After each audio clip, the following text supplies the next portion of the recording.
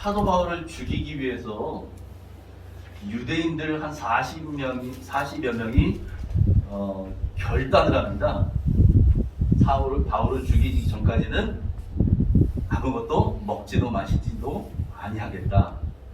이렇게 해서 그야말로 결사례가 조직이 되죠. 그것을 이제 바울의 조카를 통해서 천부장의 귀의까지도 들어가게 되고, 그것을 알았던 천부장이 바울을 더 안전한 곳으로 옮기고자 합니다. 그래서 군인들 470명을 밤 9시에 지켜서 바울을 호위하게 해서 호송을 합니다. 어디로요?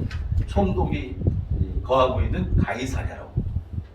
여러분, 예루살렘에서부터 가이사랴까지 올라가는데 거리가 약 104km 정도, 100km가 넘어요. 굉장히 먼 거리죠. 먼 거리입니다. 여러분, 그렇게 긴 길을 가야 돼요. 그래서 바울이 걸어가나요? 아니요, 짐승을 준비해서 태워서 바울 가고, 거기 함께 갔는데 기병이 70명이고 보병이 200명, 창병이 200명, 도합 470명이 이동하죠. 100km 그 먼 길을 밤새 걷는데 끝까지 갈 수 없으니까 중간 지점 때는 오늘 성경에 보니까 안비바들이 그 지점에서 이제 보병과 창병들은 다시 예루살렘으로 돌아가고 기병들 70명만 바울을 호위해서 가이사랴까지 갑니다. 자, 그렇게 해서 가이사랴 약 이튿날 도착하는 거죠. 이튿날 도착해요. 총독 앞에 바울이 세워집니다. 군인들 편에 어떤 걸 같이 보내요? 천부장이 썼던 편지, 서신이 들려 있어요. 총독이 천부장이 썼던 편지를 읽어봐요. 그리고 나서 바울에게 묻지요. 뭐라고 묻느냐? 34절, 35절 같이 했습니다. 시작. 총독이 읽고 바울더러 어디 영지 사람이냐 물어 길리기아 사람인 줄 알고 이르되 너를 고발하는 사람들이 오거든 내 말을 들으리라 하고 헤롯 궁에 그를 지키라 명하니라. 여러분, 이 당시는요, 죄인들의 출신 영지가 어디냐에 따라서, 출신지가 어디냐에 따라서 누구에게 재판받느냐가 이게 달라졌어요. 여러분, 로마가 지중해 연안 유럽과 아시아를 지배할 때 넓은 땅덩이를 지배해야 되니까 황제가 다 다닐 수 없잖아요. 또 황제가 직접 다스리는 황제의 영이 있었고, 그 이외의 지역들은 지금 여기 유대 땅 같은 경우에는 지금 누가 있는 거예요? 총독이 있는 거잖아요. 벨릭스 총독이 지금 통치하고 있는 거고요. 이렇게 나눠서 그 통치하고 있는 사람이 누구냐에 따라서 그 지역에서 죄를 지은 사람은 그 다스리는 자에게 재판을 받도록 되어 있는데, 여러분, 이 벨릭스 총독은 지금 유대 총독이에요. 유대 총독으로 부임해 와 있는 사람이에요. 그런데 이 벨릭스는 유대뿐만이 아니라 수리아와 이 길리기아 지방까지 그 모든 지역을 같이 총괄해서 다스리고 있었던 그런 사람입니다. 그러니까 지금 물어본 이유가 네 출신이 어디냐? 네 소속 영지가 어디냐? 이거에 따라서 내가 재판해야 되는지 다른 사람이 재판해야 되는지 결정하는데, 보니까 내가 재판해도 되는 사람이죠. 그가 이야기할 때 나는 길리기아 사람입니다. 사도 바울은 어디 사람이에요? 길리기아 다소에서 태어난 사람이죠. 그러니까 이제 이 총독이 자기가 재판할 수 있는 사람인 거예요. 그래서 그를 어떻게 해요? 헤롯 궁에다가 구금시켜 놓으라. 언제까지요? 너를 고발할 자들이 온다고 하니 그때까지 기다리거라. 이렇게 보내는 거죠. 여러분, 이 벨릭스 총독이라는 사람이에요. 이 사람 지난 시간에 제가 잠깐 말씀드렸지만 이 사람 출신이 노예입니다. 노예 출신이에요. 그런데 로마 정부가요, 어떤 정책을 한번 썼냐면, 로마라고 하는 나라는 시민보다 노예가 더 많던 그런 국가였어요. 더 많은 노예들이 시민들을 위해서 봉사하던. 그래서 로마 정부에서, 여러분, 우리 그런 거 있잖아요. 머슴으로 태어났는데 머슴으로 살기엔 너무 아까워. 그런 사람이 있잖아요. 너무 뛰어나. 그래서 이 노예들에게 자유를 주고 또 실력 있는 사람은 관직에 등용하는 그런 시절이 있었어요. 한시적으로. 그때에 이 벨릭스의 형이 되는 이 팔라스라고 하는 사람이 황제의 눈에 띕니다. 황제에게 잘 보여요. 이 당시의 황제가 글라우디오 황제라는 사람인데 속된 말로 사이코, 아주 포악한 그런 사람이었어요. 그런데 이 벨릭스의 형 팔라스가 그 황제의 비유를 너무 잘 맞죠. 그 속된 말로 또라이 짓 하는 황제를 위해서 잘 해주는 거예요. 이쁨 받죠. 그래서 고위직에 오릅니다. 이 벨릭스의 형이.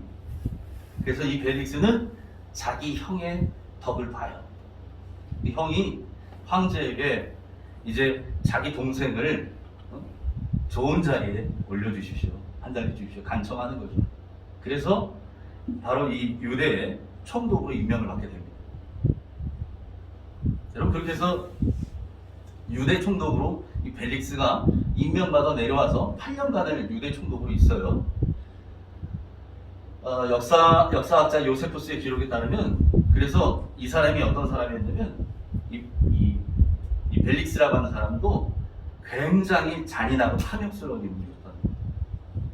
자기가 총독이 되었잖아요. 그러니까 여러분, 유대 땅에서 자기보다 높은 사람이 없어. 자기는 곧 황제를 대신하는 사람이에요. 이 자기 말이 곧 법이 되는 그런 사람이잖아요. 사람을 죽이고 살리고 다 할 수 있는 사람이잖아요. 이 지위를 이용해서 많은 뇌물과 여자를 탐합니다. 그리고 자기 눈에 거스르는 사람은 바로 제거해버려요. 그래서 역사는 이 벨릭스라고 하는 사람을 노예의 마음을 가지고 왕의 권세를 휘둘렀던 사람이다 라고 기록하고 있어요. 이 사람은 노예 근성을 갖고 있어요. 그런데 지금 황제와 같은 자리에 올라가 있는 거예요. 그렇게 살던 사람이 이 벨릭스입니다. 이 벨릭스 총독에 관한 이야기는 제가 다음 시간에 좀 더 자세하게 말씀드리기로 하겠고요.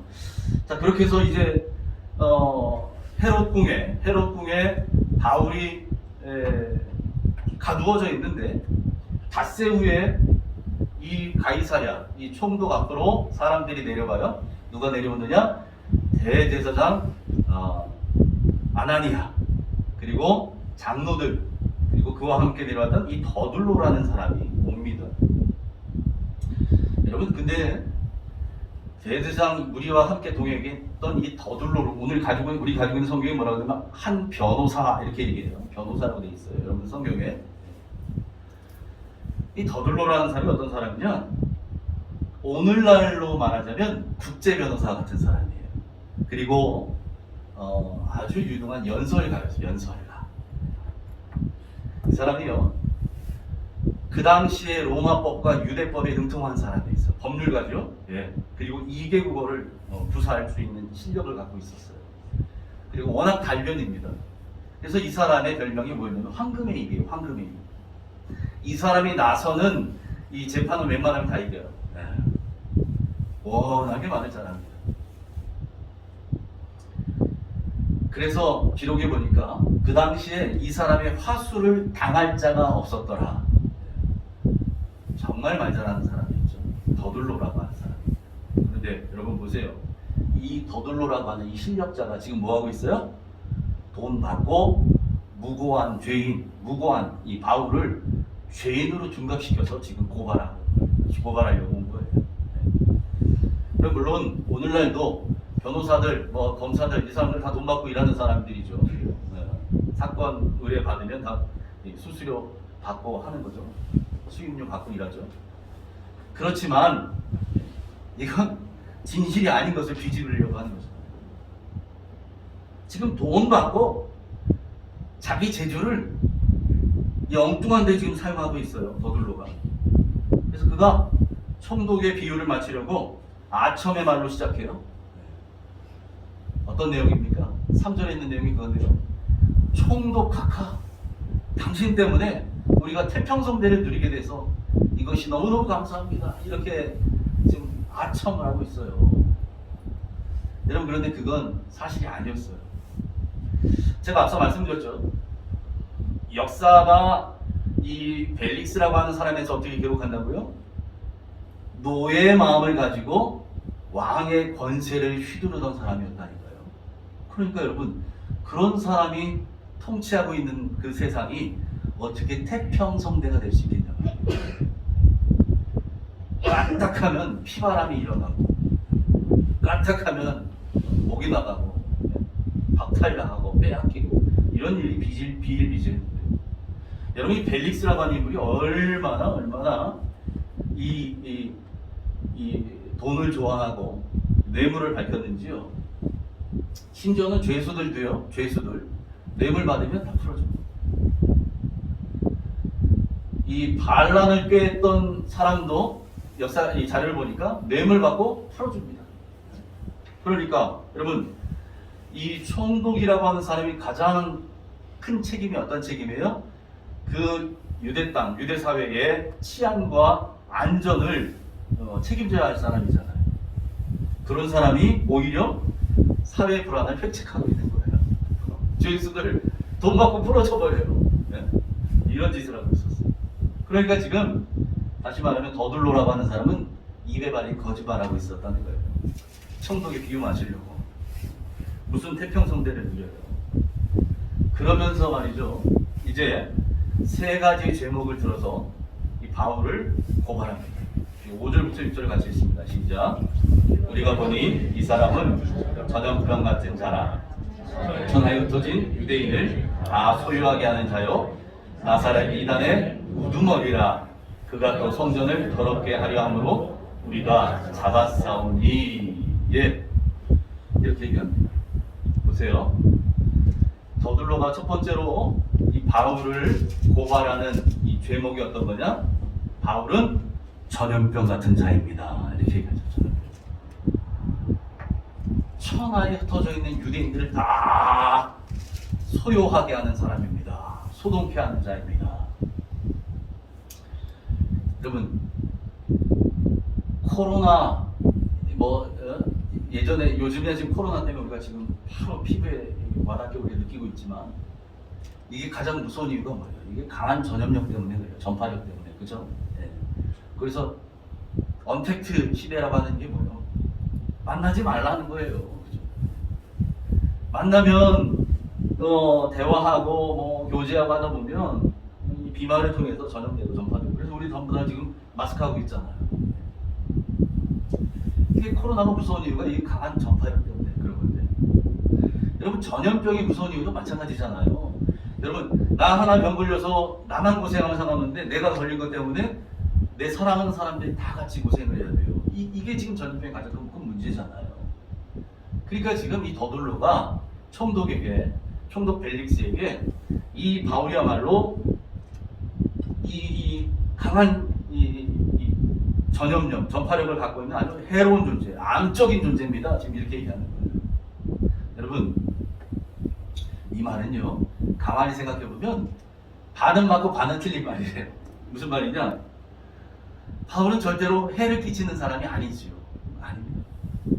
그러니까 그건 틀린 말이에요. 그런데 반은 맞는 말이 뭐냐? 여러분, 바울이 전했던 이 복음의 전파력은요, 죽음도 막을 수 없을 만큼 강력한 전파력을 갖고 있습니다.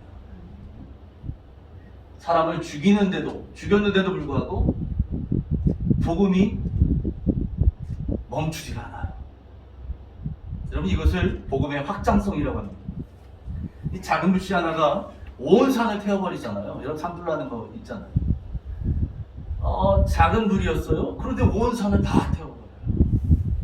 여러분 그것처럼 이 바울이 뿌렸던 이 복음의 불씨가 아시아를 넘어서 유럽까지 전역을 성령의 불로 태우게 되는 겁니다. 그건 바울의 능력이 아니죠. 복음의 능력입니다. 말씀의 능력이죠. 자, 이어서 더둘로가 두 번째로 바울을 고소할 때의 죄목이 뭐예요? 나사렛 이단의 우두머리라는 거예요. 바울이 전한 복음은 이 총독에게 얘기한 거죠. 로마가 인정해준 유대교와는 다른 이단입니다. 여러분 유대교는 그 당시에 로마가 인정한 거죠. 왜? 여러분 그것마저 뒤집을 수는 없어요. 거기에 목숨을 걸었잖아요. 그 생명처럼 여기는 거거든요. 이스라엘 사람들이. 그걸 인정해줘요. 공인을 받은 거죠. 공인받은 종교인데 지금 이자가 전하는 것은 그것과 다른 이단입니다 라고 지금 이 고발을 하고 있는 거예요. 마치 바울을요 아주 불순한 무리의 두목인 것처럼 그렇게 포장해서 고발하는 거예요. 우두머리가 있잖아요. 우두머리. 이단의 우두머리. 그리고 세 번째로 이 바울을 어떻게 고발합니까? 성전을 더럽힌 자라는 성전 더럽힌 자. 여러분 율법의 규정만을 보자면 이 죄목만 이게 정말 사실이라면 이 죄목만 가지고도 바울은 사형을 받아야 되는 사람이에요. 그런데 지금 이 사형권이 누구에게 있어요? 로마 총독에게 있잖아요. 그러니까 로마 총독으로 하여금 사형의 명분을 심어주려고 이 종교적인 죄목 이외에 앞서서 두 가지 그를 전염병 같은 자 나사렛 이단의 우두머리라고 하는 이 정치적인 죄목을 뒤집어 씌우는 거죠. 세 가지의 죄목을 가지고 이제 그를 죽어 마땅한 자라고 말하는 거예요. 근데 여러분 지금 더들로가 이야기하는 이 고발은요 사실은 아무 증인도 없고 증거도 없는 거짓 고발이었어요. 거짓 고발. 여러분 법정에 나왔는데 고발하는데 증인이 없어요. 지금 이 자리에 증인이 없어요. 그래서 더들로가 뭐라고 이 고발을 마무리하느냐 8절 읽습니다. 8절 시작. 당신이 친히 그를 신문하시면 우리가 고발하는 이 모든 일을 아실 수 있나이다 하니. 네. 대동해온 증인 없어요. 그가 무슨 증거로 온 유대인들을 소동케 했는지 네? 또 무슨 소요를 일으키려고 했는지 이런 거에 대해서 증거도 없어요. 아무것도 없어요. 성전을 더럽혔다는 증거도 없어요. 그러니까 총독에게 당신이 직접 신문하시면 지금 저희가 했던 이 고발이 사실인 것을 알게 될 겁니다. 직접 신문하셔서 진실을 가려주십시오. 이렇게 말하는 거죠. 근데 여러분 지금 이 마지막 말이요. 이 말 속에 어떤 의미가 담겨져 있냐면 이런 의미가 있습니다. 지난 6년 동안 지금 여러분 이 벨릭스 총독이 유대로 부임해온 지가 6년, 이 해가 6년 되는 해예요. 앞으로 2년이 더 지나서 총독이 이제 새로 바뀌게 됩니다. 다음 시간에 보겠지만 6년간 총독 당신께서 대제사장과 우리 유대교 종교 지도자들로부터 받아 누렸던 그 뇌물을 생각해 보십시오. 당신이 받은 걸 생각해 보십시오. 그걸 생각해서 우리에게 협조해 주십시오. 이렇게 얘기하는 거죠. 그런 뜻을 가지고 있어요. 여러분 앞서 말씀드렸죠. 이 벨릭스라고 하는 사람, 이 사람 출신은 노예예요. 노예였지만 자유인이 되었어요.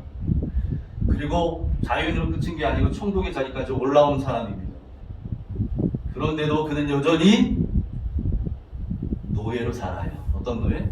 돈의 노예로 살아요. 돈의 노예로 살고 있었어요. 자기 자리를 지키기 위해서 황제에게 뇌물을 갖다 바칩니다. 자기의 권력을 유지하기 위해서 어떤 돈이든지 가리지 않고 전부 끌어모아요. 앞서 말씀드린 것처럼 죄수들에게까지도 뇌물을 받아요. 네. 죄수에게까지 뇌물 주면 그래서 그런 거죠. 유전무죄. 돈 받으면 무죄야. 네? 돈 안 주면 유죄야. 지금 이게 벨릭스 총독이 했던 일이라는 거예요. 여러분 그런 총독이 임명한 대제사장 아나니아라는 사람. 그러니 아나니아는 어떤 사람인가요? 대제사장. 우리 앞에서 봤지요. 사내들이 공회가 열렸을 때 아나니아를 향해서 사도 바울이 한번 언성을 높인 적이 있었죠. 여러분 아나니아라는 사람이요. 이 사람 어떤 사람이었냐면 역사적 자료를 보니까 이 사람도 자기의 전임 대제사장을 음모에 빠뜨려서 죽인 사람이에요. 자기 전임자를 죽여버려요. 그 자리를 탐해서. 그리고 자기가 그 대제사장 자리에 올라갑니다. 그리고 총독의 오케이 사인을 받는 거죠. 그렇게 대제사장이 되었어요. 여러분, 대제사장은 어떤 사람입니까?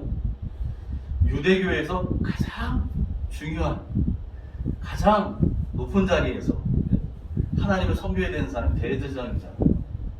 그런데 그런 이 대제사장 아나니아는 어떻게 했느냐? 온갖 부정을 저질러요. 그리고 제사장 직분을 돈 주고 팝니다.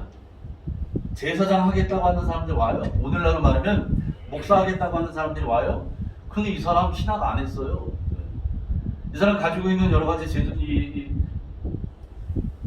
오늘날 얘기하는 스펙을 볼 때 목사하면 안 되는 사람이에요. 예를 들어 말이에요. 그런데도 목사를 시켜줘요. 어떻게? 돈 내면. 돈 내. 돈 가져와. 그럼 목사 자격증 주는 거예요. 여러분, 제사장을 그렇게 해서 만들었어요. 아나니아가. 대제사장이. 이 당시에. 성직을 매매합니다. 돈 받고. 그렇게 해서 자기 재산을 불렸던 사람이에요. 그래서 그렇게 모았던 돈의 일부를 가지고 총독 벨릭스에게 뇌물로 또 상납을 하는 거죠. 그럼 벨릭스는 그 돈 가지고 또 끌어모아서 황제에게 바치는 거죠. 여러분, 그러니까 지금 이 사도 바울을 재판하기 위해서 모인 이 자들은 다 어떤 사람들이냐? 돈과 권력의 노예가 됐던 사람들이라는 사실이에요. 지금 모여있는 사람들이에요. 돈이 선이에요. 이들에게는. 돈이 전부예요. 돈이 최고의 가치예요. 이들에게는. 자신들의 기득권을 지키기 위해서는, 유지하기 위해서는 물불을 가리지 않는 사람입니다. 그러니까 하나님의 뜻보다는 이들에게 앞서는 게 뭐예요? 개인의 영달, 내가 잘되고 보는 거, 이것만을 생각하던 사람들이었다는 거죠. 그런 사람들이 모여서 지금 사도 바울을 고발하고 있고 재판하겠다고 모여있다는 사실이에요. 여러분, 다음 시간에 좀 더 자세히 보겠지만 이제 오늘 읽었던 9절 이후에 이제 사도 바울의 변론이 시작되는 것을 우리 다음 시간에 보겠지만, 그런데도 바울은요 1절 굴하지 않습니다. 자신이 전한 복음 앞에 당당합니다. 그런 자들 앞에서 바울이 어떻게 그럴 수 있었을까요? 여러분, 바울은 자기 자신을 살았던 사람들이 아니기 때문에 자기를 고발하는 자들, 자기를 재판하겠다고 모여있는 자들과 바울은 질적으로 다른 삶을 살았어요. 그들은 자신들을 위해 살고 돈을 위해 살았지만 바울은 그렇게 살던 사람이 아니었죠. 세상 영광을 위해서 돈에 눈이 멀었던 자들과 바울은 전혀 달랐어요. 바울의 인생의 목적은 뭐였습니까? 주님의 영광을 위해 사는 것. 이게 바울의 인생의 목적이었어요. 유일한 목적. 그래서 그가 뭐라고 고백해요? 살아도 주를 위해, 죽어도 주를 위해. 사나 죽으나 우리가 주의 것이로다. 바울에게 있어서는 내가 살아있든 죽어있든 이게 중요하지 않아요. 난 살아도 주님의 영광을 위해서, 죽어도 주님의 영광을 위해서. 그런 바울이었기 때문에 사도 바울이 사도행전 우리가 살펴봤던 앞에서 어떤 고백까지 합니까? 그가 이렇게 얘기하죠. 내가 달려갈 길과 주 예수께 받은 사명, 곧 하나님의 은혜의 복음을 전하는 일을, 증언하는 일을 마치려 하면은 나의 생명조차 조금도 귀한 것으로 여기지 아니하노라. 여러분, 어떻게 이런 고백이 나올 수 있어요? 하나님께서 나에게 준 사명, 이 하나님의 은혜의 복음을 증언하는 일을 끝마치려 하면은, 그거 하기 위해서는 내 목숨 하나, 이것마저도 난 중한 것으로 여기지 않겠다는 거예요. 내 목숨보다 하나님 나에게 맡겨주신 사명이 더 귀합니다.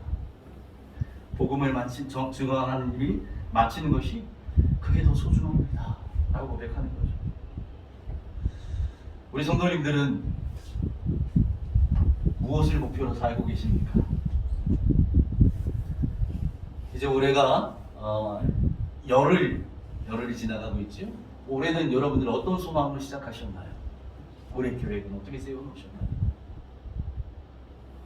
바라기는 돈을 따라 사는 사람들이 아니라 주님을 따라 사는 여러분 되시길 축복합니다.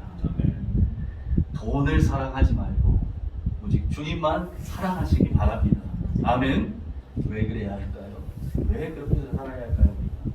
디모데전서 6장 9절부터 10절입니다. 같이 읽습니다. 시작. 부활이하는 자들은 시험과 올무와 여러가지 어리석고 해로운 욕심에 떨어지나니 곧 사람으로 파멸과 멸망에 빠지게 하는 것이라. 돈을 사랑하니 일만하게 뿌리가 되나니 이것을 탐내는 자들은 미혹을 받아 믿음에서 떠나 많은 근심으로써 자기를 찔렀도다. 아멘. 돈을 쫓는 자들은 돈에 대한 욕심 때문에 시험과 올무에 걸리고 여러 가지 어리석고 해로운 욕심에 떨어진다는 거예요. 그래서 결국은 어떻게 된다는 거예요? 파멸과 멸망에 빠지는. 돈을 쫓는 자들은 욕심 때문에 마지막에 어떻게 돼요? 망하게 된다는 거죠. 그게 영원히 망하는 거죠. 돈을 탐내는 자들은 어떻게 된다고요? 믿음에서 떠나게 된다. 미혹을 받아서 믿음에서 떠난다. 그래서 그렇게 중지했던 그 돈이 오히려 많은 근심이 돼서 자기를 찔른다는 거죠. 그래서 결론은 뭐라고 얘기합니까? 돈을 사랑하는 것이 일만하게 뿌리가 된다고 경고합니다. 돈을 사랑하는 것은 아니라는 거죠. 돈 사랑하지 말라는 거. 그러면 어떻게 살라는 거예요? 그래서 우리에게 먹을 것과 입을 것이 있다면 족한 줄로 알라는 겁니다. 8절 같이 읽습니다. 시작. 우리가 먹을 것과 입을 것이 있은즉 족한 줄로 알 것이니라. 아멘. 이것을 사도 바울은 자족하는 마음이라고 얘기합니다.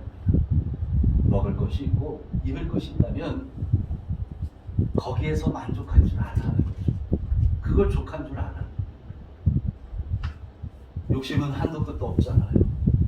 여러분, 욕심이 왜 생겨요? 상대적 박탈감, 상대적 빈곤감, 이것 때문에 생기잖아요. 나는 이 정도인데 옆집은 이만큼이에요. 나는 이 정도인데 내 친구는 이만큼이에요.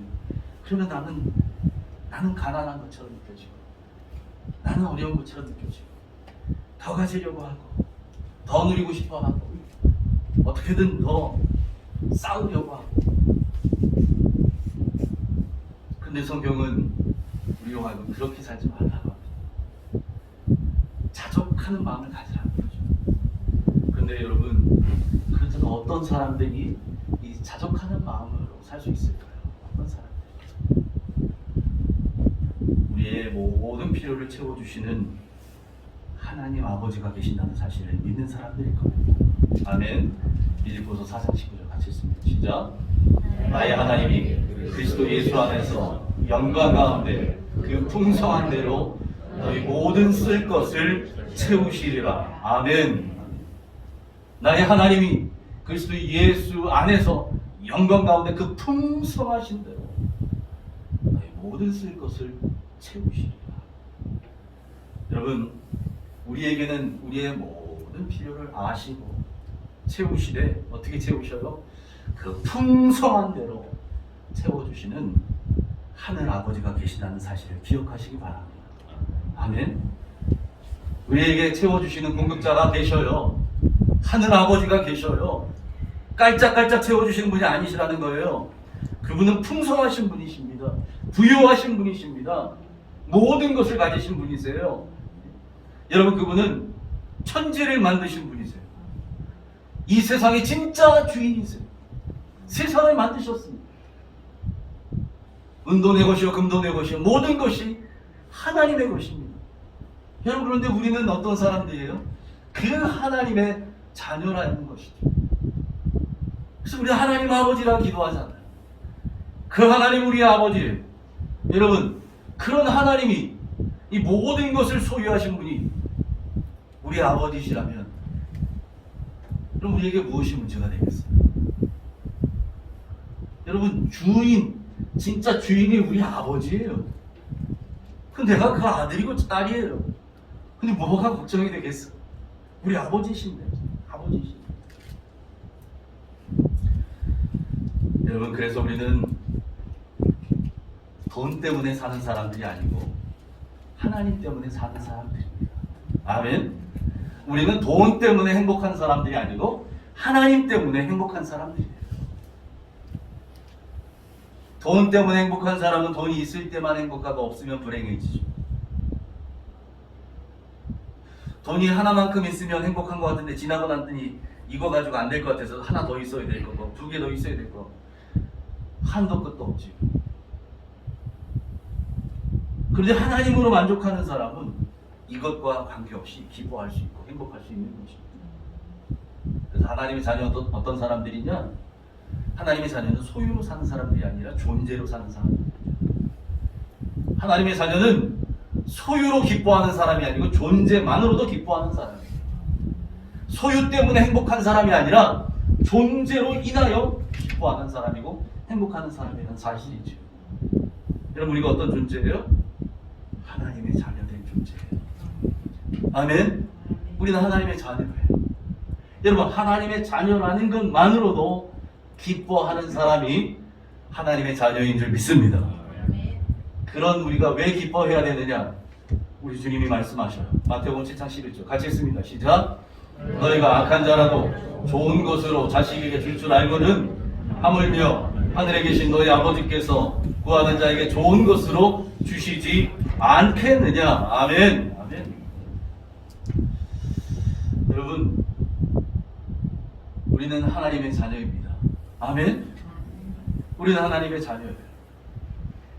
우리의 아버지가 되시는 하나님 아버지, 우리에게 무엇을 원하시고 무엇을 약속하시느냐? 좋은 것을 주시겠다는 거예요. 구하는 자에게 좋은 것 주지 않겠느냐? 구하는 자에게 난 좋은 것을 주시겠다는 거죠. 어떤 분이요? 하늘에 계신 우리 아버지께서. 하늘에 계신 우리 아버지께서 구하는 자에게 좋은 것을 주시겠다고 약속하고 계십니다. 그것을 믿는 믿음으로 구하시기 바랍니다. 아멘. 여러분, 그래서 하나님의 자녀 되는 권세는 어떻게 누리는 것이냐? 기도를 통해서 누릴 수 있습니다. 기도를 통해서.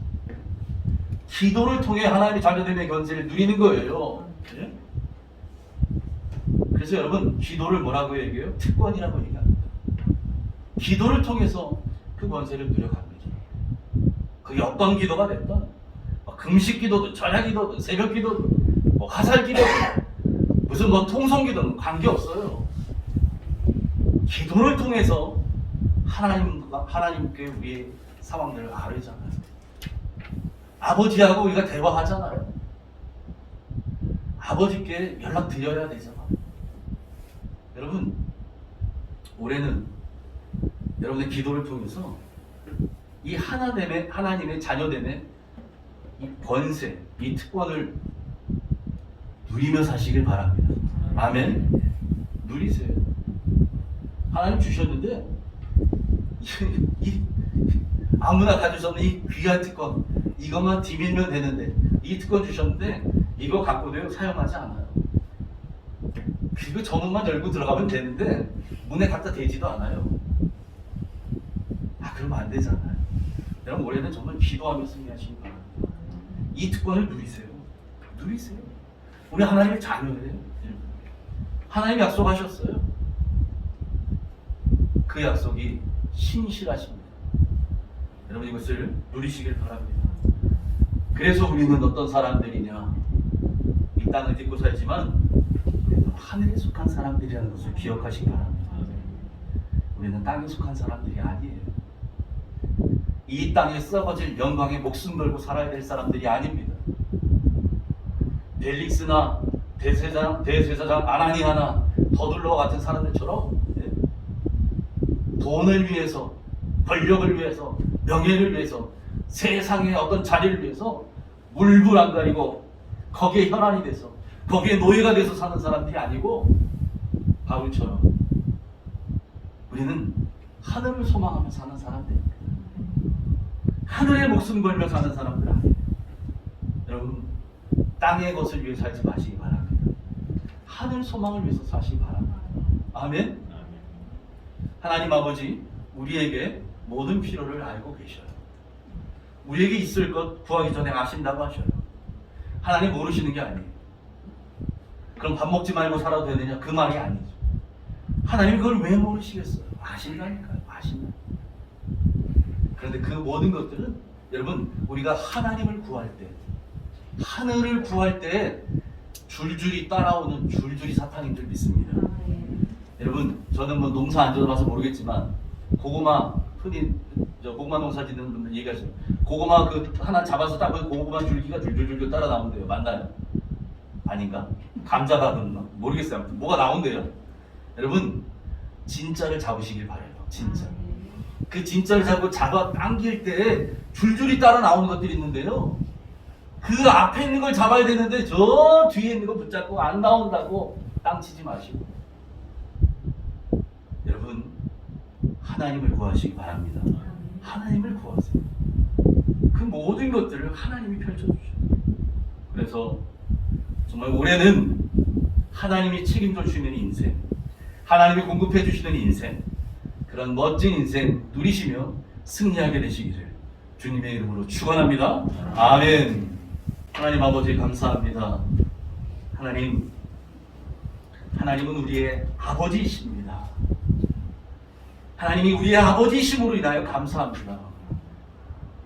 하나님이 우리 아버지이신데 우리는 그 하나님 아버지의 자녀들인데, 하나님, 이 자녀됨의 권세를 누리며 살기를 소망합니다.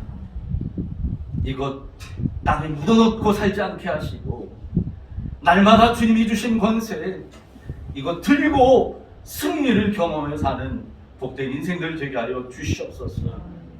그러므로 세상을 위해 사는 사람들이 아니라 하늘을 소망하며 사는 사람들 되게 하시고, 우리의 신분을 잊지 않는 사람들 되게 하셔서 하늘에 속한 자로, 하나님의 자녀로 승리하는 한 해, 승리하는 인생 살아가게 하여 주시옵소서.